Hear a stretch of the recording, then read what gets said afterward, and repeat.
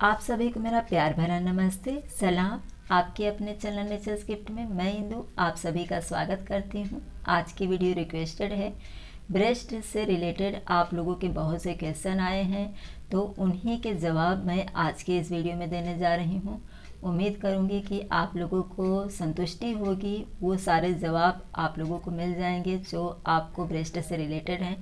तो चलिए फटाफट वीडियो स्टार्ट करती हूँ। वीडियो स्टार्ट करने से पहले आपसे एक छोटी सी रिक्वेस्ट है, प्लीज़ वीडियो पसंद आएगी तो लाइक ज़रूर करिएगा, और जो न्यू मदर होती हैं या फिर प्रेग्नेंट महिलाएं हैं उन्हें ज़रूर शेयर कर दीजिएगा, ताकि उन्हें समय से पहले इन बातों की जानकारी हो जाए और उन्हें परेशानियां न उठानी पड़े। तो चलिए फटाफट वीडियो स्टार्ट करते हैं। इसमें सबसे पहले आप लोगों का जो क्वेश्चन बहुत ज़्यादा आया है वो ये कि हमें पता कैसे चलेगा कि हमारे ब्रेस्ट में दूध है या नहीं है। तो देखिए, आपको पता इस तरह से चल जाता है। आपको एक तो आपके ब्रेस्ट का साइज जो है वो बड़ा हुआ है, और दूसरी बात गर्म रहता है, यानी दूध जब भरा रहता है तो ब्रेस्ट गर्म रहता है।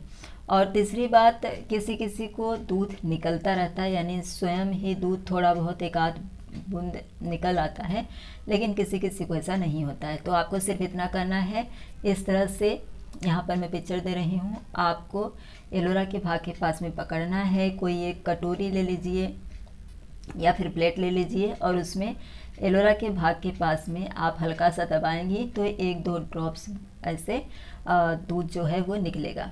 अब इसमें एक क्वेश्चन ये भी है कि दूध ज़्यादा है या कम है, ये कैसे पता चलेगा। देखिए, दूध जब ज़्यादा रहता है तो जब आप एलोरा के भाग के पास में दबाएंगी तो दूध की जो धाराएं होती हैं वो 4-5 धाराएं एक साथ में निकलेंगी, मतलब दूध आपको ज़्यादा है। अगर सिर्फ 2-3 धाराएं निकलती हैं तो दूध कम है। तो आपको ये दोनों क्वेश्चन के आंसर मिल गए होंगे।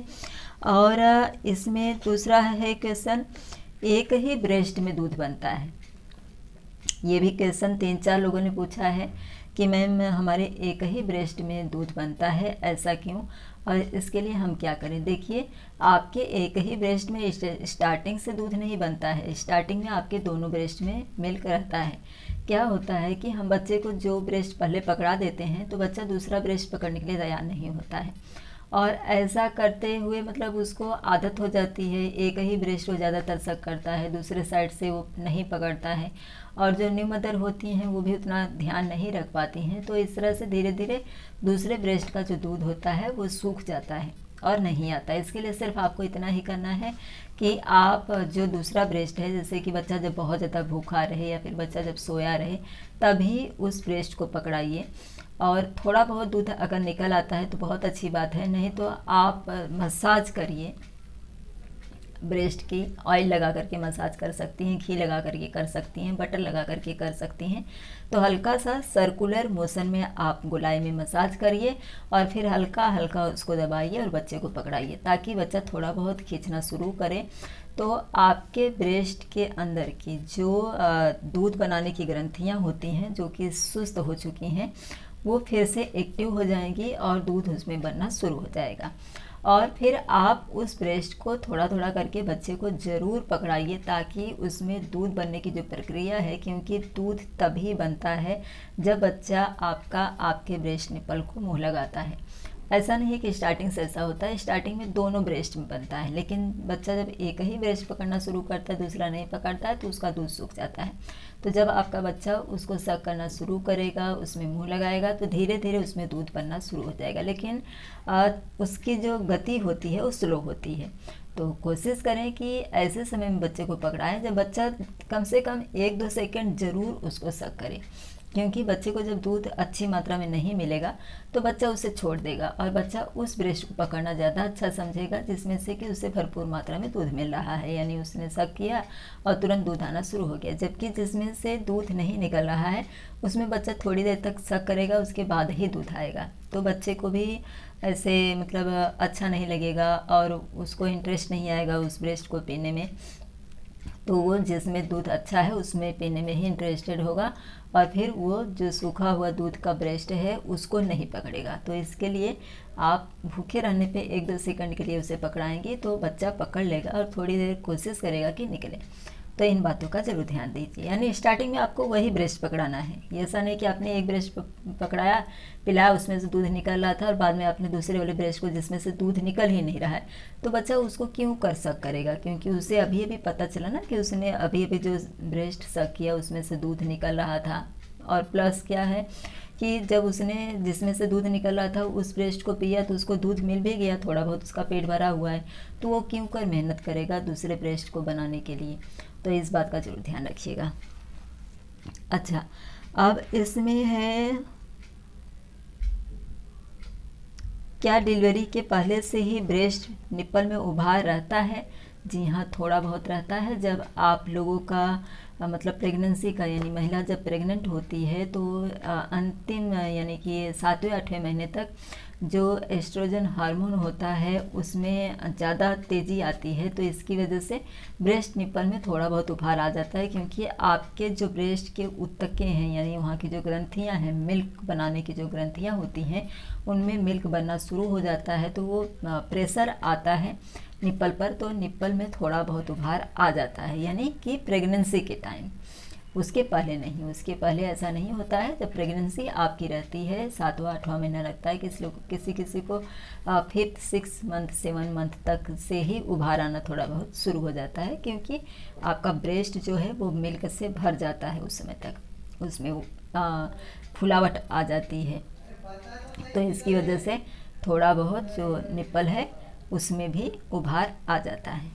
अब इसमें जो सबसे ज़्यादा हाई रिक्वेस्टेड क्वेश्चन आया है वो ये कि मैम बच्चा ब्रेस्ट नहीं पीता है, उसे हम कैसे सिखाएं? और ये ज़्यादातर उन महिलाओं के हैं जिनकी डिलीवरी अभी अभी होती है, यानी 2 दिन 4 दिन 5 दिन के बच्चे जो होते हैं उनकी मम्मियों का यह ज़्यादा है कि मैं बच्चे को हम ब्रेस्ट फीडिंग करना कैसे सिखाएं। देखिए, जब बच्चा जन्म लेता है तो उसे कुछ भी पता नहीं होता है। कुछ बच्चों को जब महिला अपना ब्रेस्ट निपल पकड़ाती हैं तो उन्हें पता चल जाता है, वो शक करने लगते हैं, लेकिन कुछ बच्चे ऐसा नहीं करते हैं। जैसे कि आमतौर पर हर इंसान एक जैसा नहीं होता है, हम भी होते हैं, हम किसी किसी काम में इंटरेस्ट लेते हैं उसे तुरंत करने लगते हैं, किसी किसी काम में इंटरेस्ट नहीं लेते हैं। कुछ खाने में पसंद होते हैं वो हम बहुत चाव से खाना शुरू कर देते हैं, लेकिन कुछ खाने में नहीं पसंद होते तो हम नहीं खाते हैं। उसी तरह से बच्चे होते हैं, किसी किसी बच्चे को अच्छी तरह से तुरंत आ जाता है, किसी किसी बच्चे को नहीं आता है। अगर आपके बच्चे को नहीं आ रहा है तो आप उसके लिए टेंशन मत लीजिए, क्योंकि बच्चा अभी अभी बोर्न हुआ है। जब उसका जन्म हुआ तो उसके पहले वो आपके गर्भ में था, उसे सब कुछ गर्भनाल से मिल रहा था,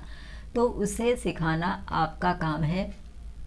आप इसमें किसी की हेल्प लीजिए। आपको पीछे एक पिलो लगा लेना है, बच्चे को अपने ब्रेस्ट के पास लेकर के आइए, आप छूकिएगा मत। किसी के सहारे की ज़रूरत आपको ज़रूर पड़ेगी, अगर ज़्यादातर जैसे कि सिजेरियन डिलीवरी है तो, क्योंकि आपको कंफर्टेबल नहीं होगा, टाँके लगे रहते हैं, तो कोई अपने बच्चे का जो भार है आपके बच्चे का उसे होल्ड करके रखिएगा तो ज़्यादा बेहतर रहेगा। तो उन्हें बच्चे को लेकर के रखना है। और आपको उस समय अगर आपके बच्चे को ब्रेस्ट फीडिंग करने नहीं आता है, ऐसी कंडीशन में आपको क्या करना है कि जो कपड़े होते हैं ना उससे फ्री हो जाइए, क्योंकि बच्चे को आपको सिखाना है और बच्चे को ज़रा सा भी कपड़ा लगेगा तो वो नहीं सीख पाएगा। स्टार्टिंग के दिनों में जो जिस कमरे में आप रहती हैं वहाँ पर, या फिर अगर आप जनरल वार्ड में ही हैं तो वहाँ पर भी ऐसे ग्रीन कलर का वो लगा देते हैं ताकि बच्चे को फीडिंग कराने में आसानी हो। तो वहाँ पर आपको इतनी सावधानी रखनी है कि कपड़े जो हैं ऊपर के हटा दीजिए, नहीं तो फिर आप ऊपर से दुपट्टा वगैरह ले लीजिए और ये पार्ट खुला रखिए ताकि बिल्कुल भी आपके ब्रेस्ट के ऊपर दबाव ना हो किसी कपड़े का। इसका ध्यान रखिए ताकि ब्रेस्ट आपका पूरा खुला हुआ बच्चे को मिल सके। उसके बाद में आपको, जैसा कि यहाँ पर मैं दिखा रही हूँ, एलोरा के भाग में पकड़ना है और बच्चे के मुंह के पास में ले जा करके आपको हल्का सा अपना ब्रेस्ट निपल जो है उसके मुंह के पास में ले जाइए, क्योंकि उसे मुंह तो खोलना आएगा नहीं। अगर आ गया है तब तो अच्छी बात है, आप उसके मुंह के अंदर थोड़ा सा निप्पल डाल करके एलोरा के भाग के पास थोड़ा थोड़ा दबाइए, ऐसे 2-4 मिनट तक दबाइए और फिर बच्चे को पकड़ाने की कोशिश करिए। अगर नहीं पकड़ता है तो फिर ये प्रोसेस शुरू करिए और फिर उसे पकड़ाने की कोशिश करिए।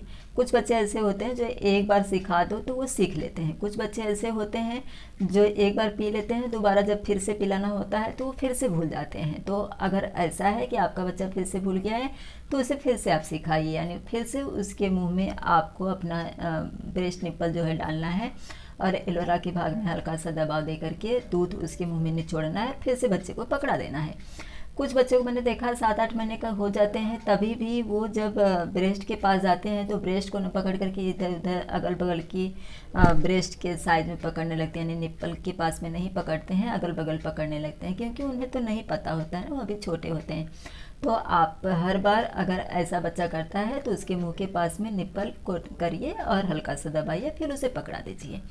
तो इस तरह से आप अपने बच्चे को सिखा सकती हैं। इसके अलावा जो ब्रेस्ट के क्रैक हो जाने के क्वेश्चन हैं, ये भी बहुत ज़्यादा हैं, जबकि मैंने इसके ऊपर भी सेपरेट वीडियो दिया हुआ है, फिर भी इसमें थोड़े से मैं बता दे रही हूँ। आपको ब्रेस्ट में अगर क्रैक आ जाता है तो सबसे पहली बात, जब बच्चे को आप फीडिंग कराने लगती हैं तो फीडिंग की जो पोजीशन है उस पर ज़रूर ध्यान दीजिए, ताकि बच्चा सही से लैचिंग कर सके। अगर बच्चा सही से स्तनपान करेगा, सही से वो आपके ब्रेस्ट निप्पल को पकड़ा रहेगा, तो उससे अच्छी तरह से दूध मिलेगा और बच्चा खाली निप्पल को नहीं शक करेगा, तो इससे निप्पल में किसी तरह का कोई क्रैक नहीं आएगा।